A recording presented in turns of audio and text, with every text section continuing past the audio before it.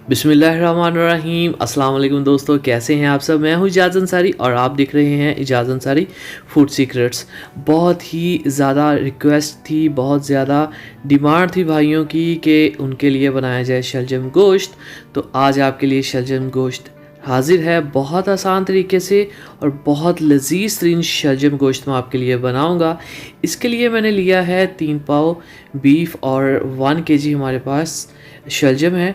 तो बाकी मसाले साथ ही ऐड करते जाएंगे। बहुत आसान तरीके से मैं आपको ये रेसिपी बताऊंगा कि अगर आपने पहले कभी भी नहीं बनाई तो भी आप इसको आज पहली दफ़ा बहुत अच्छे से बना सकेंगे।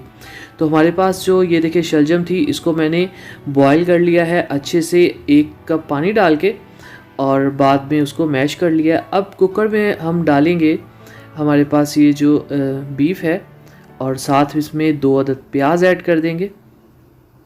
इसको अगर आप अलग हांडी में पकाना चाहेंगे तो पका लें, लेकिन उसमें आपको पौना घंटा या 1 घंटा लग जाएगा, जो कि बहुत ज़्यादा टाइम है। तो कुकर में आसानी है। साथ मैंने ऐड कर दिया है अपना 1 टमाटर, अदरक लहसुन का पेस्ट 2 चम्मच और साथ ही इसमें ऐड कर देंगे 3 बड़ी इलायचियाँ और 2 दालचीनी की स्टिक्स।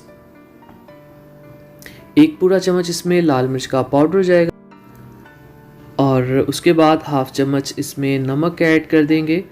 तो ये मसाले आप अपने टेस्ट के हिसाब से कम ज़्यादा भी कर सकते हैं।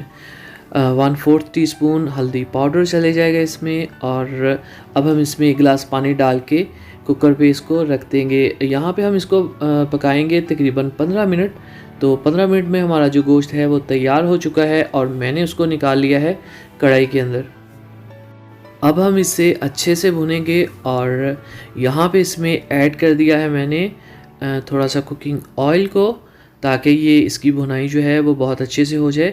पानी इसका ऑलमोस्ट जो है वो ड्राई हो चुका है और मैं फिर आपको बता दूं, मैंने 15 मिनट प्रेशर कुकर लगाया जिससे गोश्त हमारा अच्छे से गल गया है। अब इसमें हरी मिर्ची ऐड कर देंगे बारीक वाली, आजकल काफ़ी तेज़ आ रही हैं ये, तो इसकी खुशबू और फ्लेवर तेज़ होता है मोटी मिर्च की निस्बत, इसलिए मैं इसमें ये बारीक वाली मिर्चें ऐड कर रहा हूँ। तो जब ये अच्छे से देखें भुन जाए तो इसमें मैं ऐड कर दूंगा ज़ीरा हाफ चम्मच। ज़ीरे की खुशबू बहुत अच्छी लगती है शलजम के अंदर। और ये थोड़ी सी काली मिर्च 3 चुटकी, तो पहले नहीं ऐड करनी, ये बाद में ही आपने कुकर के ऐड करनी है प्रेशर कुकर यूज़ करने के बाद। यहाँ पे देखिए बहुत ही प्यारा हमारा जो गोश्त है वो भुन चुका है। इसकी आप शक्ल देखें कितनी प्यारी और मज़े की हो चुकी है। तो अब ये इस कंडीशन में है कि हम इसमें जो शलजम हमने बॉईल करके और उसके बाद उसको मैश कर लिया था वो इसमें ऐड कर देंगे। तो ये देखें जी, बिस्मिल्लाहिर्रहमानिर्रहीम। अब हम इन शलजम को इसके अंदर ऐड कर देंगे और बहुत अच्छे से इसको मिक्स करेंगे और इसकी भुनाई जो है वो करेंगे। ये देखें आप, एक बात मैं आपको बता दूं कि शलजम जो है इसमें काफ़ी पानी होता है, तो जब आपने इसको बॉईल करना है तो 1 प्याली पानी काफ़ी होगा, इससे ज़्यादा आपने ऐड नहीं करना और बाद में मैश कर लेना है। अब यहाँ पे जो बहुत अहम चीज़ है वो ये है कि इसको आपने बहुत अच्छे से पकाना है। इसके अंदर जो पानी है वो आपने ड्राई करना है तब तक जब तक हमारा जो शलजम गोश्त है वो ऑयल ना छोड़ दे।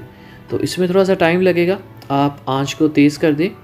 और साथ ही मैं इसमें हरा धनिया काफ़ी सारा ऐड करने लगा हूँ। शलजम में हरे धनिए का जो फ्लेवर है वो बहुत अच्छा लगता है, इसलिए मैं नॉर्मल रेसिपीज़ की निस्बत थोड़ा सा ज़्यादा ऐड कर रहा हूँ। तो पानी इसका सुखाना बहुत ज़रूरी है, क्योंकि जब तक वो नहीं सूखेगा आपको असल फ्लेवर, खुशबू और जो कलर है वो कभी नहीं मिल सकता।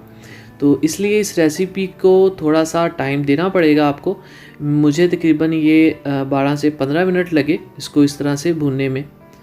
तो आहिस्ता आहिस्ता ये भुनेगा और आंच आपने तेज़ कर देनी है।